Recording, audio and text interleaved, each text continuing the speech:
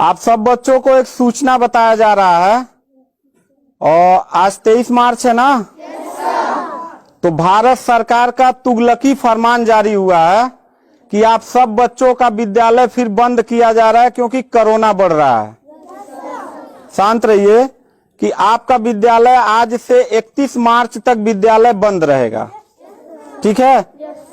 और आप सब लोगों को बताना चाहेंगे कि यही काम पिछले साल भी हुआ था कि एक हफ्ते के लिए लॉकडाउन किया जाएगा जब आपका एनुअल एग्जाम चल रहा था, और तब से लेके पूरा साल जो था वो विद्यालय बंद हो गया, जिससे आपकी पढ़ाई बहुत ज्यादा नुकसान हुआ।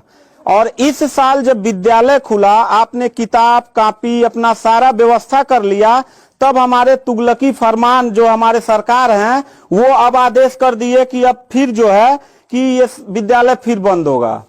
माननीय योगी आदित्यनाथ महाराज जी, मैं आपसे पूछना चाहता हूं कि आप बच्चों के भविष्य के साथ और जो प्राइवेट अध्यापक विद्यालय में पढ़ा के अपनी रोजी रोटी कमा खा रहे हैं, उनके पेट पे लात क्यों मार रहे हैं? इन बच्चों के भविष्य के साथ खिलवाड़ क्यों कर रहे हैं?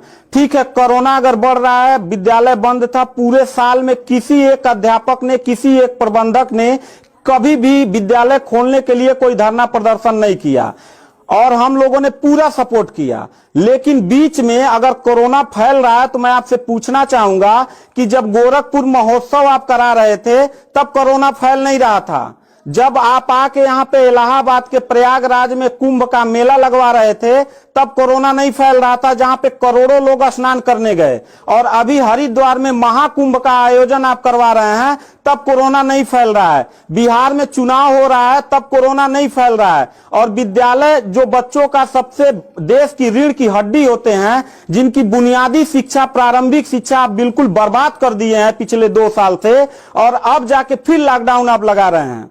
तो आपसे पूछना चाहेंगे कि बच्चों के भविष्य के साथ आप मैच क्यों खेल रहे हैं? ये जितने भी बच्चे हैं, अगर 1 मार्च आप 1 अप्रैल बोले हैं, 1 अप्रैल तक अगर विद्यालय नहीं खुला तो इन सारे बच्चों को लेके मैं रोड पे बैठ जाऊंगा। ये मैं आपको खुला चैलेंज कर रहा हूं, क्योंकि बात सिर्फ मेरे तक का नहीं है, इन सारे बच्चों का भविष्य है।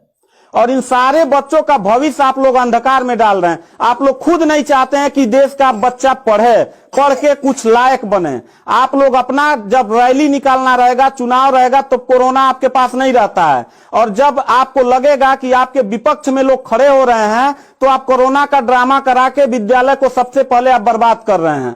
आप बताइए, विद्यालय में, आप गोरखपुर जिले में 193 लोगों ने अपने विद्यालय की मान्यता निरस्त करा लिया। जानते हैं क्यों? महंत योगी आदित्यनाथ जी, क्योंकि वो लीज पे चलाते थे और उनका भाड़ा हुआ करता था 40,000 45,000 रुपया मंथली हुआ करता था। वो भाड़ा न चुकाने के वजह से, चूंकि मालिक को भाड़ा चाहिए, उन लोगों ने अपनी मान्यता निरस्त करा दिया। और सरकारी जो स्कूल है उनकी हालत तो पहले से मतलब खस्ता हो चुकी है।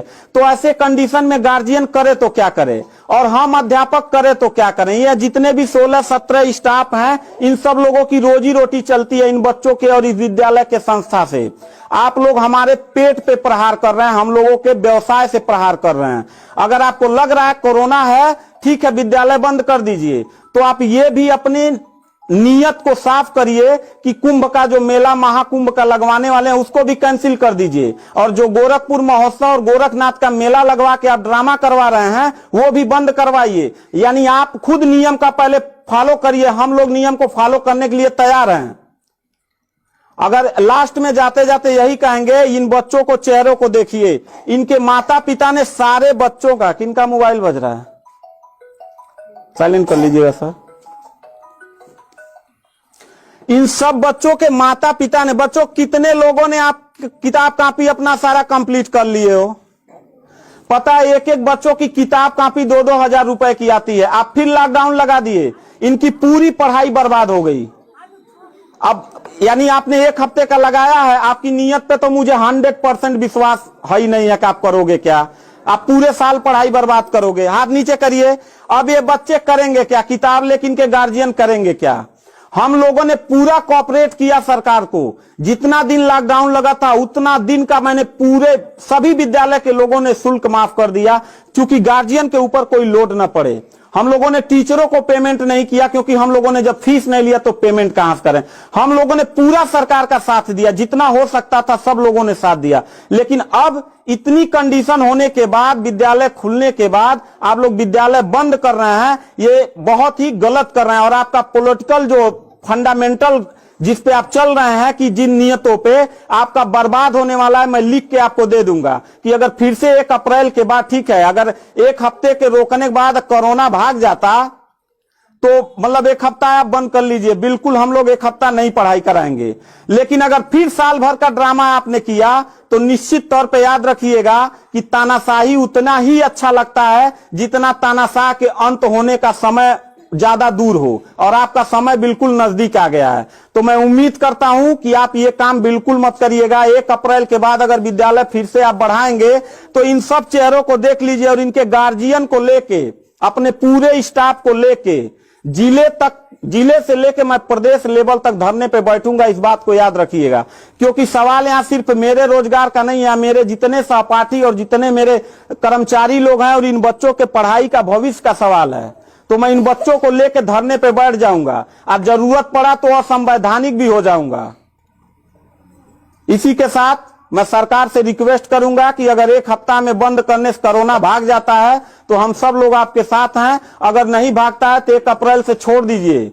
हम लोगों को कोरोना होगा, मरेंगे, क्या करेंगे वो हम लोगों की रिस्पांसिबिलिटी है। आपको इतना चिंता करने की जरूरत नहीं है, क्योंकि कोरोना में लॉकडाउन लगाने के बाद खाना हम ही लोग पहुंचाएंगे, लोगों के आने जाने की व्यवस्था हम ही लोग करेंगे, उनके दवा दारू की व्यवस्था हम ही लोग करेंगे। आप सिर्फ ड्रामा करेंगे, सिर्फ थरिया पिटवाएंगे और मोमबत्ती जलवाएंगे, इससे ज्यादा तो आपकी कुछ औकात है ही नहीं है। तो मैं उम्मीद करता हूं कि 1 अप्रैल के बाद आप विद्यालय खोल दीजिएगा। इन बच्चों के भविष्य के साथ आप लोग खिलवाड़ मत करिएगा।